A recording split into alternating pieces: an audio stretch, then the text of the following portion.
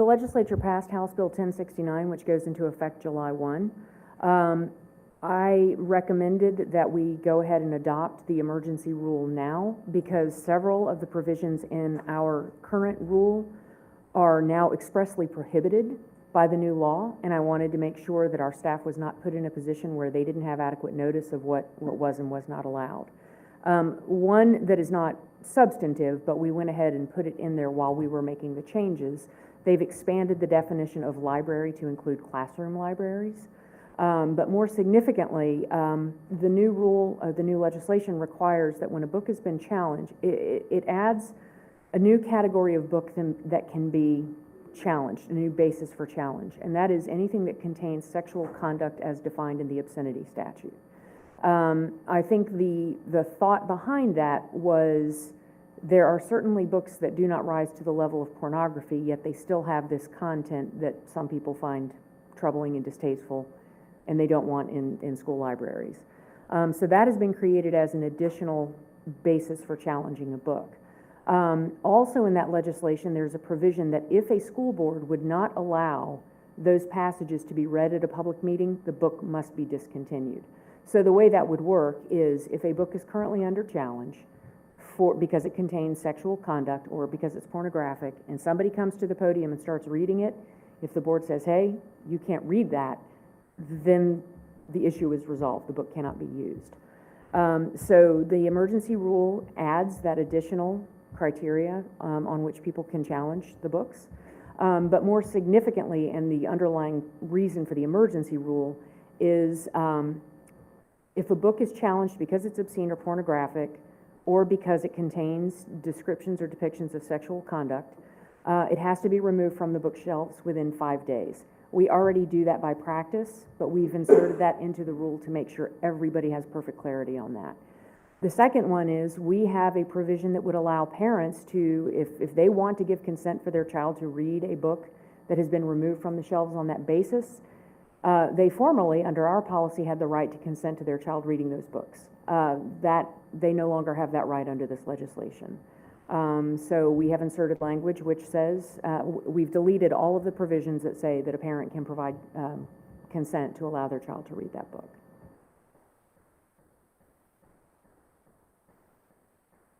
Mr. Superintendent. I want to really thank Ms. Odom, Michelle White, and Bradley Benson for working on the emergency rule, and you for considering the adoption. When we first met, back a week and a half ago now, the common thread was protect our employees, and that's one of the things that this school board rule will do. The other thing that I wanted to make sure that I took the time to talk to you about today in this new rule and in the new law, it sets that this school board must establish community standards. Those community standards that you set will also provide myself and or your sitting superintendent at that time, along with Ms. Vincent, to be able to do some things that also protects our people, protects our employees, make decisions quickly. We have some ideas that we will share with you on perhaps how to come about with those community standards. Maybe you select one or two representatives from your district. We believe that we need to have other community members. We believe that we need to have our staff members as part of that, because we're a diverse community, and community standards may be one way in this particular part of our community. There may be another place, but if you talked about Habakkuk last week, if you read in Genesis, it talks about what you got to do to be able to bring people together. So I think that's going to be important as you begin to establish those community standards. We are going to take the time necessary, and when I say we, there will be a team of media specialists, instructional staff members, probably school administrators, and assessing all of the books that are in our library, that are in our classroom libraries, create that list, but we want to do it methodically. Because remember, I started off this conversation is we want to take care of our people. We don't want anybody to end up in a situation that that they shouldn't have been in because we didn't take our due diligence, excuse me. So I don't want you to be surprised if we get to the beginning of school and one library at a elementary school is completely open, and at another elementary school, perhaps it's got limited access with only complete 3 or 4 different sections available, because we're going to make sure we deliberately go through all of them.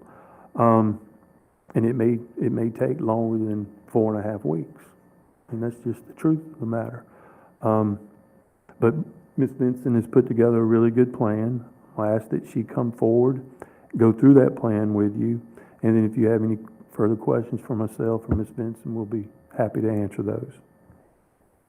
Yes, sir. Mr. Lynn, I did have a quick question. There was a concern, being a former administrator, that I think I read through this, where the classroom libraries would fall under the responsibility of the principal at that school, because there's so many teachers that probably have that. My concern is that make sure we have a plan to cover ourselves in each one of those classes. That's a lot of teachers in a lot of classrooms. We didn't change the policy on, as it related to a school principal. The policy on bringing instructional materials in the school, it's the same that it's always been. The teacher takes it to the department head takes it to the principal, and then there's that sign-off. Our coordinator of media services will be able to go through a little bit more about the plan in the past and how it's going to work here in the future. That's why I said we want to make sure we protect all of our people, our teachers, our administrators, and everyone. Ms. Oderman, did you have something else? Please go, Bradley. Good morning. My name is Bradley Benson. Thank you for your time. I am looking forward to getting started. We have a new media specialist, TSA, Linda Sweeting, and she and I are going to be working very closely together to work with our media specialists and be sure that they understand the definition of sexual conduct that is enshrined in HB 1069. And it is our intention to train our media specialists to locate these materials, and then we will pull them from circulation until they can be further reviewed for age appropriateness. I will note that in HB 1069, there is something to that indicates that it needs to be pulled for any grade level or age group for which such use is inappropriate or unsuitable. And that is where the creation of our community standards will come in very handy to determine that, as it is very subjective, and we will need a lot of input from stakeholders to determine that. Do you have questions for me? Go ahead, Ms. Hightower. It's really any of you that want to answer it. Because I heard you say that, and I love the fact that we're looking to protect our personnel as we move through this process. And you said that some libraries may be open early, because I was wondering if there was a need to close them all until we got everything taken care of. May I speak to that? So we did run a preliminary report, and we do have over 240,000 unique titles in all of our libraries.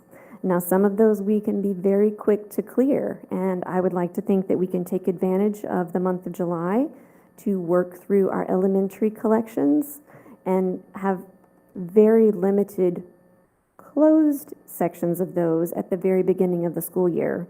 However, I do anticipate that the secondary levels will take longer to review and to pull titles that we need to review further. And so while some sections of those libraries may be open for the start of the school year, other sections will be closed. I ask that so that the public, so, I'm thinking that we may need to have this conversation again on tomorrow night, because many people are at work right now and they may be watching on Tuesday night. And the other question is, when are you anticipating us creating, I'm going to call it a task force, to look at developing the community standards? Because I know the minute we say this, there will be many people emailing us and calling us to offer their assistance. And before I finish that, I want to make sure that my thought, and I know we have a community with people that are not necessarily all in public schools, but I would also caution that we make sure that people on the task force have children in our school system. Mr. Adams. Well, I just want to thank Keith for bringing this forward. I like the idea of having at least 2 from each board member. I will look and see about a child, about having a parent, but I want to remind everybody in this school district everybody in Escambia County is stakeholders. They all pay public dollars, public taxes. So if somebody wants to serve, I'll look at that. But anyway, I appreciate moving forward like you are on this new law. Thank you, Board Attorney, for your help on making sure we got a good policy. To answer Mrs. Hightower's question about how quickly, one of the questions that was asked on Thursday is, do we need to keep on going with the board meetings where you're having to vote on selections? The quicker we can establish what our community standards are, the better, because then you're giving myself, Bradley, professional reviews, an opportunity to make decisions quickly on what will protect our employees. Until we have the community standards established, we'll have to prepare to have continued meetings. So as quickly as you can establish a good meeting time, I think those need to be open to the public. And getting many people that are invested in our school district to be a part of that will be critical. I can't tell you when to do it. I can tell you we would like for it to be done quickly. Mr. Chair? Yes. Are you finished, Patty? I was just going to ask a question. Okay, go ahead. Follow up. So am I hearing you say that we, the board, are going to be the ones that are going to create the task force? Unless you task me with doing so. Okay. I have no problem getting the team together and creating Bradley and Miss Odom and I, we actually talked about it. We think we have a good idea, but I can't just say, yes, ma'am, we'll do it right now, unless 3 of the 5 tell me to do so, and I'm prepared to do that. I just needed to know, because I'm ready for us to have that discussion about how we put it together, and because I agree that we need to give direction to Ms. Benson, to the staff, as soon as possible. It'll be an interesting exercise. I think many counties have already done like a task force to determine these, and we may be able to glean some expertise from those who have gone before us, and how to, maybe what the lessons learned. But because we're 5 different individuals, it might be that it would be better if you, the superintendent, our attorney, and Ms. Benson created a plan for us to react to. And I agree with Ms. Hightower. That's perfectly fine for me. But I did like on pornographic and obscene what Ms. Odom said the other day. If you can't read it from that podium, or you can't put the pictures up there on that screen, perhaps it shouldn't be in our schools. Okay? That's why we're going to take all the time that we have to take. So I saw nods of heads, Ms. Odom, Bradley and I will get together very quickly and come back to you as soon as we can with what perhaps could be the beginning of establishing those community standards.